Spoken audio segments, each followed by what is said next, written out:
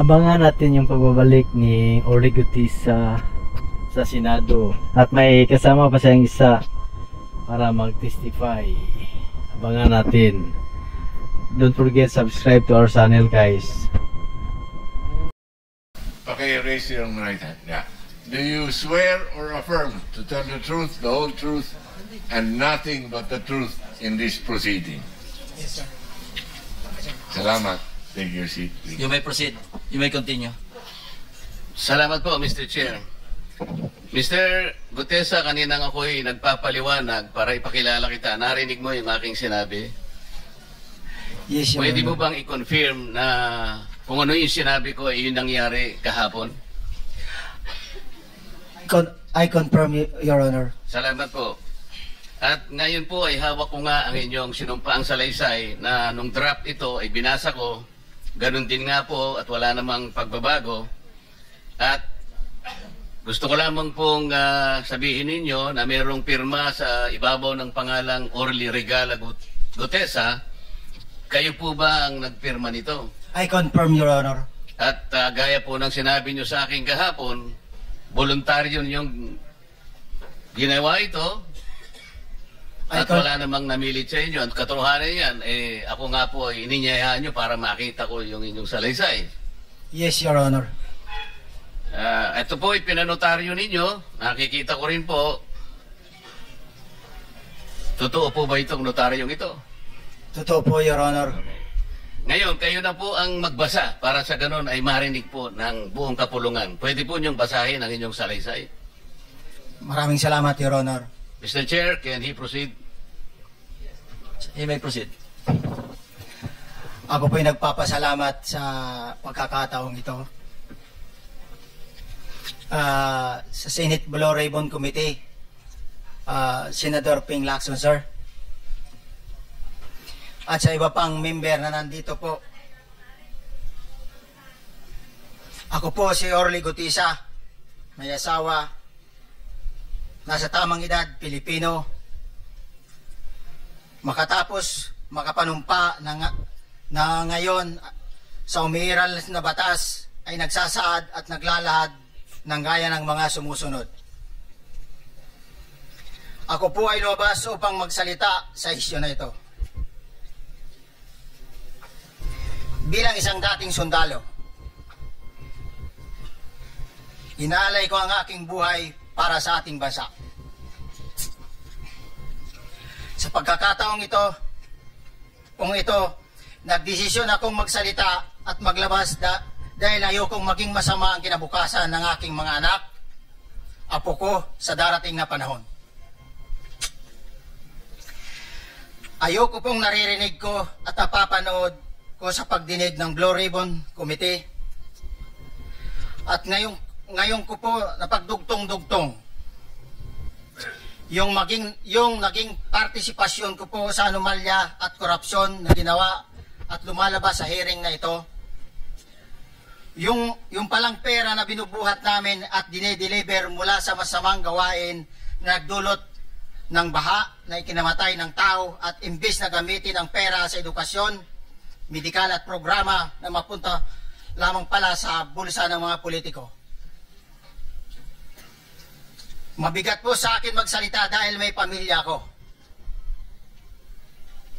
4 ang anak ko, nag-aaral pa. May asawa ako at nangangalaga sa aking mga anak at marami akong kasama sa operasyon na may kinalaman sa ibabahagi ko sa inyo.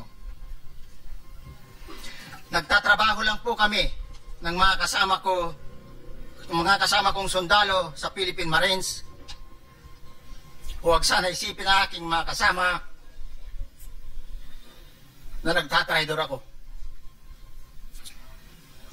Ako sa aming trabaho at pinagsamahan dahil pare-parehas kaming may pamilya at gusto lang naman naming ayusin ang kinabukasan ng bawat isa. Wala akong iniisip na kapahamakan para sa kanila bagkus ang gusto ko lang maayos ang kinabukasan ng bayan at lahat kami. Noong December 5, 2004, Na-hire ako bilang security consultant sa Ako Bicol Party List or AKB kay Congressman Saldico. At nasimula ng duty ko kay Congressman Saldico.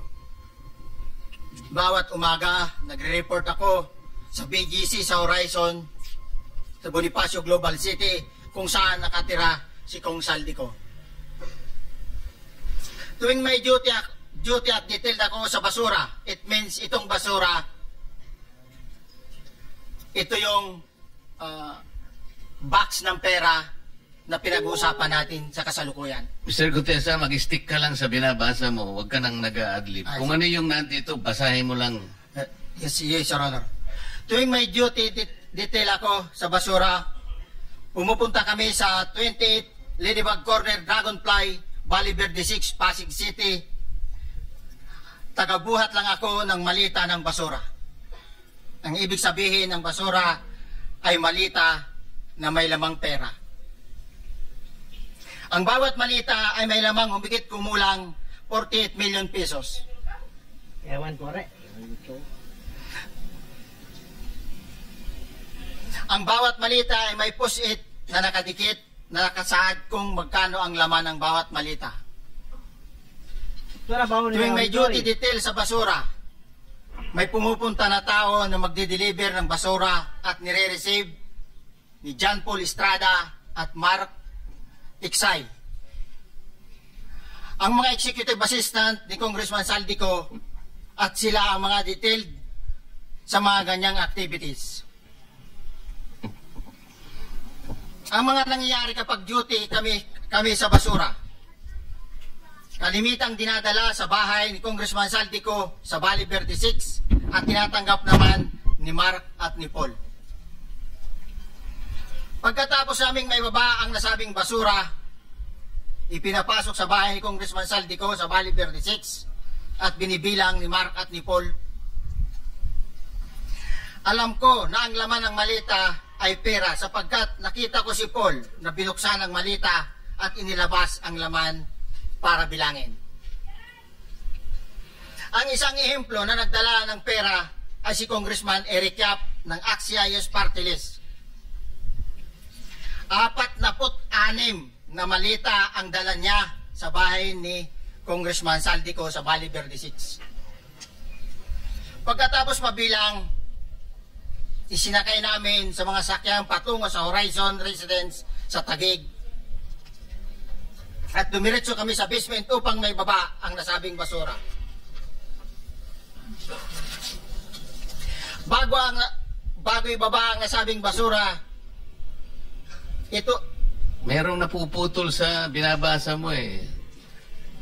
Huwag kang magmadali. Huwag kang magmadali. Naputol na. Ulitin mo yung paragraph 20. Wala na akong... Hindi ko makita na putol na siya.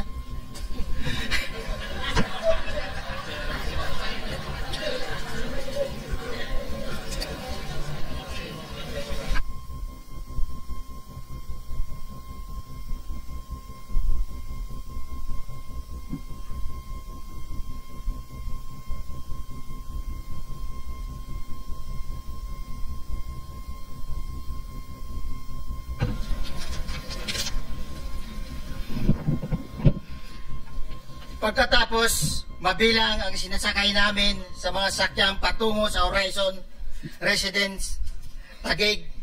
Pagdating sa Horizon Residence, dumidiretso kami sa basement upang may baba ang nasabing basura at dalhin sa unit ni Congressman Saldico sa 56th floor sa nasabing lugar kung saan siya nakatira.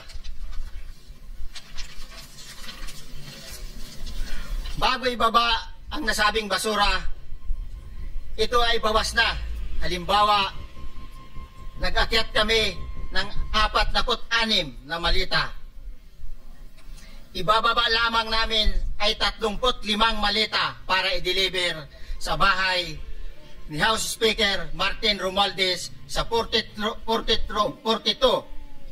McKinley Street, Taguig. Ang labing